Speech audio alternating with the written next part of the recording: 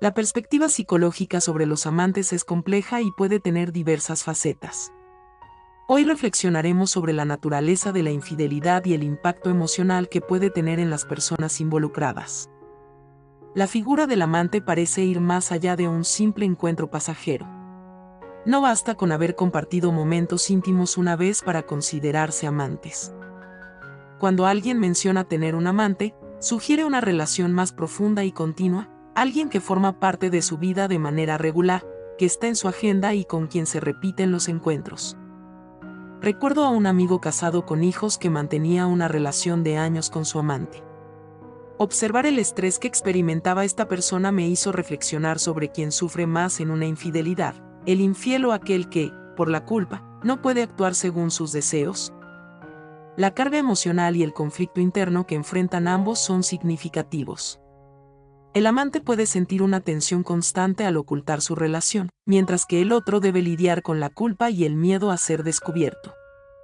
Es importante considerar que las decisiones que tomamos en la vida, incluidas aquellas relacionadas con la infidelidad, pueden tener repercusiones emocionales profundas.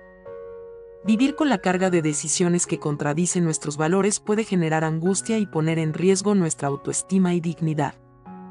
Por ello, es fundamental reflexionar sobre nuestras acciones y sus consecuencias, ya que ser infiel no solo afecta a la pareja, sino también a uno mismo, a nuestra salud emocional y a nuestra integridad como individuos. La infidelidad puede ser un tema complejo que va más allá del simple juicio moral. En psicoanálisis, por ejemplo, se entiende que la infidelidad no se trata de condenar o juzgar, sino de comprender las motivaciones y las dinámicas emocionales que la rodean. Cuando una persona se siente culpable todo el tiempo por sus acciones, como en el caso de la infidelidad, esto puede generar un malestar emocional significativo.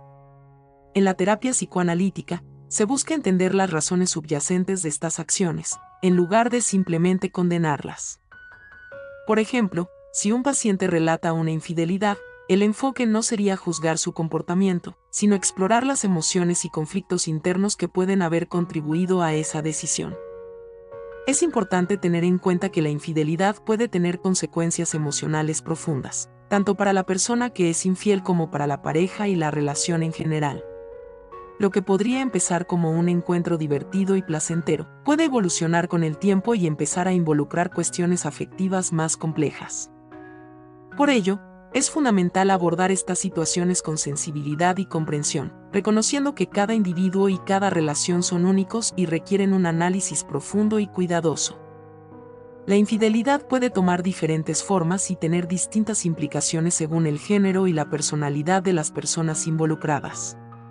Por lo general, se ha observado que las mujeres tienden a involucrarse emocionalmente en las relaciones sexuales a lo largo del tiempo. Incluso en encuentros esporádicos, algunas mujeres pueden experimentar emociones intensas. En el caso de una relación sostenida de varios años con un amante, es casi inevitable que se desarrollen vínculos emocionales profundos, especialmente en el caso de las mujeres. Las mujeres suelen empezar a reclamar ciertas cuestiones y lugares en la relación cuando se involucran emocionalmente. Esto puede deberse a características inherentes a la personalidad femenina, como la necesidad de seguridad emocional y afecto. Por otro lado, los hombres tienden a experimentar la infidelidad de manera diferente. Cuando un hombre se involucra emocionalmente en una relación extramarital, puede comenzar a sentirse culpable y a creer que debe dar más en la relación. Una característica interesante de los hombres con tendencias neuróticas o obsesivas es que pueden experimentar una culpa intensa cuando se encuentran en situaciones donde sus dos mundos se cruzan, es decir, cuando están con su mujer y su amante al mismo tiempo. En estas situaciones, pueden sentirse más culpables por ser vistos por el amante en compañía de su mujer que por ser vistos por la mujer en compañía del amante. Esto puede deberse a la presión social y a las expectativas de roles de género que existen en la sociedad. Esto sugiere dos aspectos importantes. En primer lugar, que el amor y el deseo son entidades completamente distintas. Es posible desear a alguien sin amarlo, al igual que es posible amar a alguien sin sentir deseo. El desafío en una relación de pareja radica en mantener ambos aspectos en equilibrio, ya que el amor y el deseo tienen reglas y dinámicas diferentes. Por otro lado, La experiencia muestra que las parejas que no se separan durante los primeros 8 o 10 meses tienden a no separarse en el futuro, mientras que aquellas que se separan en este periodo suelen continuar separadas. Esto ilustra más la causalidad que la posibilidad de un razonamiento deductivo. Es como si la decisión de separarse o no se tomara de forma casi instintiva, sin un análisis racional profundo. La dificultad radica en mantener el deseo sin cruzar la línea hacia el amor. Lo peor que puede ocurrir para mantenerse en la línea del deseo es enamorarse, ya que eso implicaría una entrega emocional que podría poner en riesgo la continuidad del deseo. Mantenerse en esta línea requiere una cierta dosis de inteligencia y autocontrol. A veces, es posible gestionar el deseo con acuerdos y límites temporales, como decidir no verse durante un tiempo determinado. Renunciar al deseo suele ser más difícil que renunciar al amor, ya que el deseo puede ser una fuerza urgente e imperiosa. La tentación del deseo puede ser abrumadora en ciertos momentos, especialmente cuando se siente la reciprocidad por parte del otro. Sin embargo, cuando surgen problemas en la relación, se pone a prueba la capacidad de mantener el deseo sin cruzar al amor. El tema de la infidelidad suele ser motivo de preocupación en las relaciones, ya que implica el riesgo de cruzar la línea entre el deseo y el amor, poniendo en juego la estabilidad y la continuidad de la relación.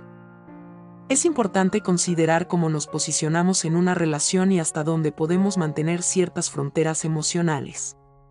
A veces, uno puede decidir conscientemente dónde trazar esas líneas, pero en otras ocasiones puede resultar difícil controlar ciertos sentimientos o impulsos.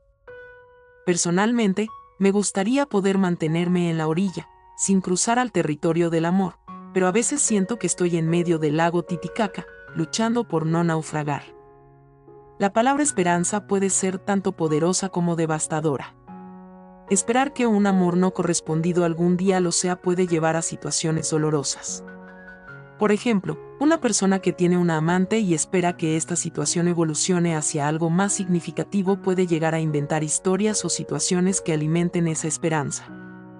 Esta espera puede consumir años de vida, energía y oportunidades, sin construir una vida propia fuera de esa ilusión. Al final, la desilusión puede ser devastadora, ya que se pierde tiempo valioso que podría haberse invertido en otros aspectos de la vida. En definitiva, es importante reflexionar sobre nuestras emociones y motivaciones en las relaciones, así como también ser conscientes de los límites emocionales y las consecuencias de nuestras acciones. La comunicación abierta, la autoconciencia y el respeto mutuo son fundamentales para construir relaciones saludables y satisfactorias. Gracias por llegar hasta aquí. Por favor, suscríbete y dale like. Muchas gracias.